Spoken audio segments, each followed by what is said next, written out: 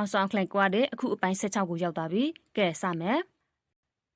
မလိန်နဲ့အန်လောက်ရကစီ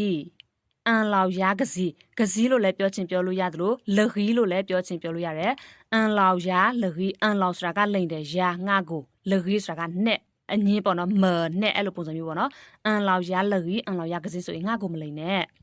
ကြဲကြဲပြောคล้ายဆောင်ဆောင်คล้ายဆောင်ဆောင်ပြောသည်คล้ายဆောင်ဆောင်ဆိုတာကကြဲကြဲစိတ်မဆိုးနဲ့တထန်ကစီ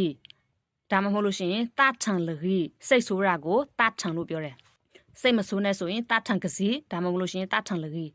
မဆွဲနဲ့ကြောက်ကစီကြောက်ကစီ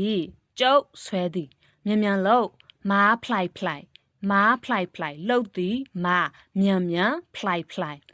ဂယုဆိုင်ပါယူအန်ယူအောင်ယူအန်ယူအောင်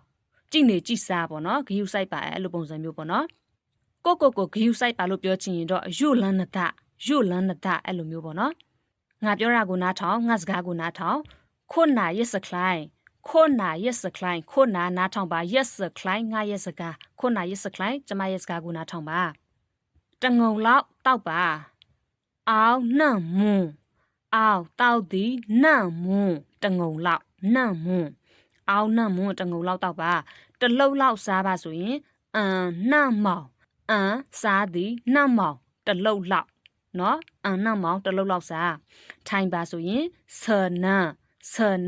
မတရပါဆိုရင်ဆထကဲဟုတ်ပြီဒီနေ့ဝင်းမြပေးခြင်းတဲ့အနောက်ပိုကင်းစကားပြောလေးတွေကတော့ဒီလောက်ပဲเนาะအားလုံးကိုကျေးဇူးတင်ပါတယ်